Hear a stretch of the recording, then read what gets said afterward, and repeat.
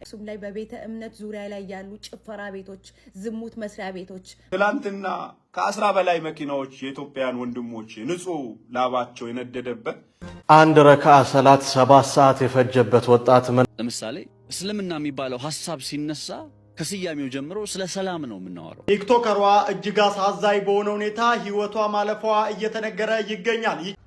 ሰላም አለይኩም ወራህመቱላሂ ወበረካቱ። እንዴት ናችሁ የማሚ ሚዲያ ቤተሰቦች? ዛሬም ያው እንደተለመደው አሪፍ ቪዲዮዎች ይዤ መጥቻለሁ። ከኔ ጋር አብራችሁን የምትቆዩ በአክብሮት ጠይቃለሁ። ከቪዲዮዎች መካከል አንድ ስለ አክሱም እህታችን የምትለዋለን እሱን እንሰማለን። ስለ አክሱም መጮህ አለብን እንጮሃለን። ስለ ደቡብ አፍሪካም ደግሞ እንዲሁ እየተወራ ያለው ነገር እውነታው ምንድነው የሚለው ነገር አንድ ወንድማችን ይነግረናል። ለአንድ ረካዓ 7 ሰዓት የፈጀው ወጣት ሌላ ስለ እስልምና ዓለም የሚያውቀውና ያለውን እውነታ ነገር ነው። እንዲሁም ቲክቶከሯ ከ800,000 በላይ ተከታይ ያላት ራሷን አጥፍታለች። እሱም ላይ በቤተ እምነት ዙሪያ ላይ ያሉ ጭፈራ ቤቶች፣ ዝሙት መስሪያ ቤቶች፣ መደነሻ መራቆቻ ቤቶች የቤተ ክርስቲያኗን ክብር መጠጫ መጨፈሪያ መስከሪያ ቤቶች የቤተ ክርስቲያኗን ክብር ሳይነኩ ያንቺ መስጊድ ግን የቤተ ክርስቲያኑን ክብር ይነካል ተባልኩ እያልኩ ነው።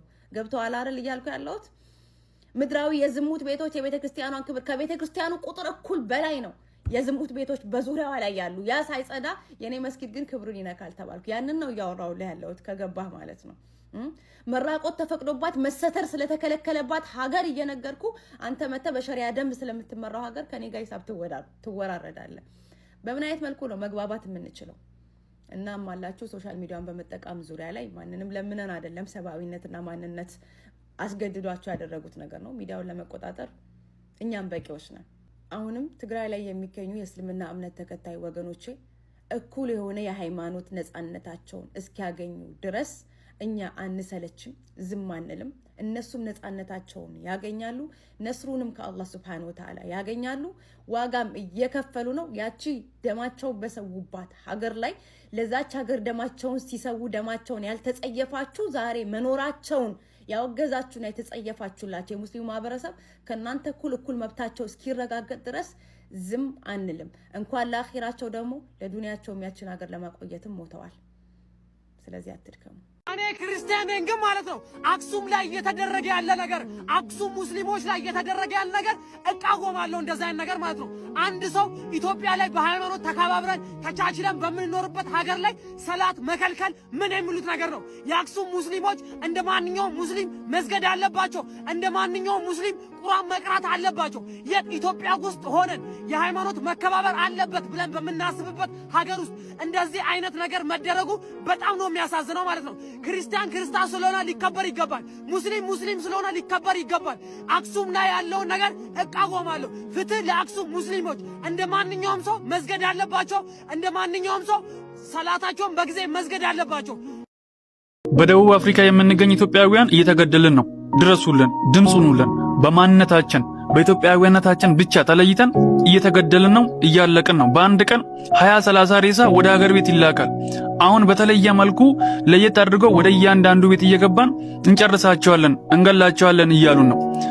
ወደ ዋና ሐሳቤ ሲመጣ ትላንትና ከ10 በላይ መኪናዎች የኢትዮጵያን ወንድሞች ንጹህ ላባቸው የነደደበት ድራግ ያልሸጡበት ለፍቶ ጣትረው ታግተው አልቅሰው ዋጋ ከፍሎ ኢትዮጵያውያን ልፋታቸው የወደመበት ምክንያት ምን እንደሆነ ታውቃላችሁ? እሱን ነው ማወቅ ፈለጋችሁት? በርካታ ስልኮች ተደውሏሉ። ከኢትዮጵያም አንዳንድ ለህዝብ አዌርነስ የሚሰጡ ሚዲያ አካላት ደውላችኋል። ለቅሶ ላይ ስላለው ነው ስልካችሁን ያልመለስኩት። ሪፊዝ አድርጌ አይደለም። አም ሶሪ። የብዙ ዩቲዩበሮች ደውላችኋል፣ ዜና ዘጋቢዎች ደውላችኋል። ግን ትክክለኛ መረጃ ልስጣችሁ። መጤጠል እንቅስቃሴዎች ብቻ አይደሉም። መጤጠል እንቅስቃሴዎች አይደሉም ስላችሁ መጤጠል እንቅስቃሴ የለም ማለት አይደለም። ግን መጤ ጠግቦ ነው። ቅድም እንደነገርኳችሁ መጤ ጠግቦ ዲፕሎማት ሚሽኑን ትቶ ዲለላ ውስጥ ይገባል። ዲፕሎማት ሚሽኑን ትቶ ሆም አፌርስ ያን ዲፕሎማት ፓስፖርት ሲኤፒሲ ሰርቲፊኬት ወጥቶ አፕሩቭ ተደርገው አሶሲዬሽን የተቋቋመበትን የራሱን ዶክመንት የራሱን ሊጋል ፕሮሲጀር መንግስታት መሃል ያለውን አያውቅም። ህዝቡን ይጎዳል። ስለዚህ እንደ ስደተኛ የተጎዳ ነው በራሳችን ነው ማለት ነው እንደ ኢትዮጵያውያን ሳይድ። በሌላኛው ደግሞ ኢትዮጵያውያን የተጎዱት በራሳቸው ነው። የራሳቸውን ገጽታ አውጥቶ ለውጭ ዜጋ ሰጡ። መኪናዎቹን ይከምሩና መንገድ ላይ ይዘጋሉ። መንገድ ዘግቶ መንገዱን ብሎክ ያደርጋሉ። ብሎክ ያደርጉና መጥቶ የሰው አይን ውስጥ ይገባሉ። ሰርግ ላይ ሰው ውስጥ ይገባል። ለቅሶ ላይ ሰው አይን ውስጥ ይገባሉ። አሁን ታርጌትድ ናቸው።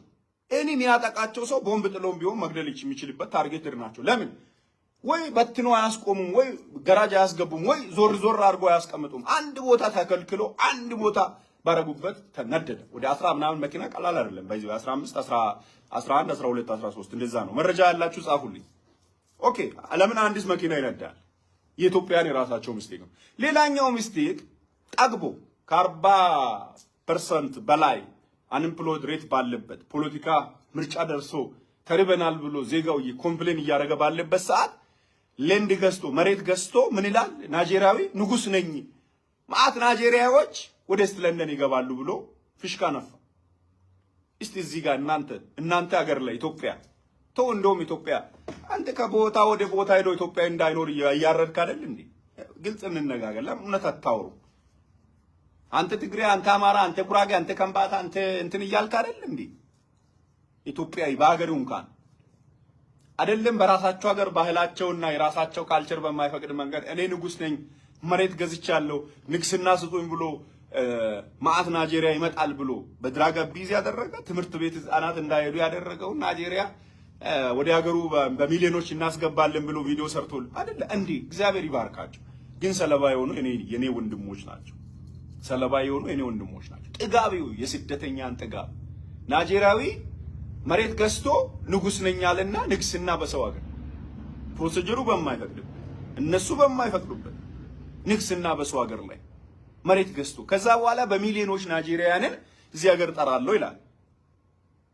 አትናደዱም እናንተ? እስቲ አንድ ሰው ከጅቡቲ ባለፈው በሱዳን በኩል መሬት ኢትዮጵያ በቃ ችግር ውስጥ ስትሆን መሬት ወስዶ ዝም አላልንም፣ ችግሩ እስኪያልፍ ብለን ቆይ ከኬንያ ገብቶ የሆነ ግሩፕ ኢትዮጵያ ላይ ንግስና ፈልጋለሁ አዲስ አበባ ላይ ይሄ አይል መሬት የኔ ነው በዚህ አይል መሬት ላይ የኔን ሰው አሰፍራለሁ ብሎ አምባገነን ቢያወራ ሰው አይናደድም? ተው እንጂ። ሰለባ የሆኑ ግን ኢትዮጵያን ወንድሞቼ፣ በተለይ ምስኪን ወንድሞቼ፣ በዌስት ለንደን ያሉ የዋህ ወንድሞቼ፣ ታታሪ ሰራተኛ ወንድሞቼ ናቸው ሰለባ የሆኑት። ባይ ዘ ዌይ ሰለባ የሆኑ ወንድሞቼ እግዚአብሔር እንኳን በህይወታችሁ ንብረታችሁን አጣችኋል፣ መኪኖቻችሁ ተቃጥሏል። ሁላችሁም ኬስ ክፈቱ። በዚሁ አጋጣሚ ሄዳችሁ ኬስ ክፈቱ፣ በእጃችሁ ያዙ። ለዩኤን ይጠቅማል፣ ለብዙ ነገር ይጠቅማል፣ ለኬዝ ይጠቅማል፣ ለብዙ ነገር ነገ ሀገር እንደ ፋይል ቢፈልግም ይጠቅማችኋል። ለኢትዮጵያውያን ኦማፌር አይሰጥም፣ ለኬንያ ይሰጣል። ይሄ ለኬንያ ይሰጣል፣ ለሌላ ሀገር ዜጋ ይሰጣል፣ ለምናምን ገለመሌ ትላለህ። ታዲያ ለአንተ እኮ ራስን ደብዳቤውን ማን ነው ኦማፌር እንዳይሰጥ ያደረግከው? ምክንያቱም ለምን በዲፕሎማት ሆነ ኦርጋናይዜሽን ከፍተ በኦርጋናይዜሽኑ ደግሞ ጥገኝነት ጠይቆ በሌላኛው ሁለተኛ ሀገር ለሚኖር ሰው ኦማፌሩን ኤጀንት ልሁን አልክ። የሞተ ሬሳ ደግሞ ለመንግስት ይሄን ያህል ታክስ እየከፈለ እንዲያልፍ አልክ። 3000 ምናምን ብር ታክስ እየከፈለ እንዲያልፍ አልክ። አንተ ታዲያ ህዝብ ገለሃል፣ ሽጠሃል፣ ገዳይ ነህ። አንድ ረካ ሰላት 7 ሰዓት የፈጀበት ወጣት መነጋገሪያ ሆኗል። በሀገረ ቱርክ አንድ ወጣት አንድ ረካ ሰላት ለ7 ሰዓት ማቆየቱ ለብዙዎች ግርምትና አድናቆትን ፈጥሯል። አብዱራህማን ማሙን ቡሳይ ላያን የተባለው የቱርክ ነዋሪ ሙሉ ቁርአንን በአንድ የሰላት ረካ ቀርቶ ለመጨረስ ከፍተኛ ፍላጎት እንደነበረው ተናግሯል። በዚህም የቁርአን ሐፊዝ የሆነው አብዱራህማን ለ7 ሰዓት በፈጀ ረክዓ ሙሉ የቁርአን ሱራ በመቅራት ታሪክ ሰርቷል። የወጣቱን ተግባር የሰሙ ሰዎች በጥንካሬውና በአልበገር ባይነቱ አድንቀውታል። አላህ በዲኑ እንዲያጸናውም ዱዓ አድርገውለታል። 2.25 ቢሊዮን ዶላር የሚያወጣ መስጂድ ሊገነባ ነው። በቅርቡ እስልምናን የተቀበለው በርናቦይ በአፍሪካ ትልቁን መስጂድ ለመገንባት ማቀዱ ተነግሯል። በርናቦይ 2.25 ቢሊዮን ዶላር ወጪ በማድረግ ነው መስጂድ ለመገንባት ያቀደው። በቀድሞ ህይወቱ ታዋቂ ሙዚቀኛ የነበረው በርናቦይ እስልምናን ከተቀበለ በኋላ ስሙን ወደ አብዱል ከሪም መቀየሩን ተሰምቷል። የአብዱል ከሪምን የመስጂድ መገንባት ውሳኔ የሰሙ ሰዎችም አላህ በዲኑ ላይ እንዲያጸናው ዱዓ አድርገውላል። እኔ ለመሰላችሁ ጊዜ ብያችኋለሁኝ። በእስልምና ውስጥ ለምሳሌ እስልምና የሚባለው ሐሳብ ሲነሳ ከስያሜው ጀምሮ ስለ ሰላም ነው የምናወራው። አሁን ይሄ ሲባል እነ አሜሪካና ሌሎች የምዕራቡ ዓለም ሀገራት እስልምናን በተመለከተ በሆሊውድና በምናምን የፈጠሩትን ድራማና ቅዠት እስልምና ሲባል የሆነ ከሽብርተኝነት ጋር ምናምን አያይዘን እንድናስብ ያደረጉን how they brainwash our minds ማለት ነው። አእምሯችንን እንዴት አቢዩዝ እንዳደረጉት። አንዳንዴ ግን በጣም በፊልም ጉዳይ ላይ የምናደደው ለእንዲህ አይነት ለፖለቲካዊ ጥቅም በቃ ፊልምን የመሰለ ጥበብ ሲውል ሳይ በዛ ደግሞ ሰለባም ሆኛለሁ። ገብቷችኋል? እኔም ራሴ ሰለባ ሆኛለሁ። የሆነ ጊዜ እኮ እስልምና የሚባለው ጉዳይ ሲነሳ በቃ የሆነ ከሽብር ጋር አያይዘን እንድናስበው አድርገው በጣም ነው ማዝነው። የእስልምና ቤዚክ ኮንሰፕትን እዛም ብቻ ሳይሆን ደግሞ የሆኑ የሽብር ቡድኖች አሉ ዓለም ላይ የምታውቋቸው። ለምሳሌ ዳይሽ አይኤስአይኤስ ከዳይሽ አይኤስአይኤስ ጀርባ ማን ያለው ብላችሁ ገብታችሁ ተመልከቱ። እኔ አልነግራችሁም እንዲህ አይነት ነገር። ከዳይሽ አይኤስአይኤስ ጀርባ እነማን ናቸው ያሉት? እንዴት ተመሰረተ? በማን ተመሰረተ? ለምን ተመሰረተ? እስልምና ይውላችሁ የአሸባሪነት ምናምን ካራክተር ቢኖረው ኖሮ በአመታት በክፍላተ ዘመናት ውስጥ ያንኑ ነገር እያየን በመጣን ነበረ። ድንገት አሁን ከ2000ዎቹ ወዲህ በኋላ ድንገት መጥቶ እስልምና ድንገት በቃ እንደዚህ አይነት ካራክተር ውስጥ ሊገባ አይችልም። የሆነ ፕሮፓጋንዳ ስላለ ነው ከጀርባው እንጂ እስልምና የሰላም እምነት ነው። ቲክቶከሯ እጅግ አሳዛኝ በሆነ ሁኔታ ህይወቷ ማለፏ እየተነገረ ይገኛል። ይቺ ከኋላ የምትመለከቷትም ብዙዎቻችሁ የምታውቋት ቦኒ ነች።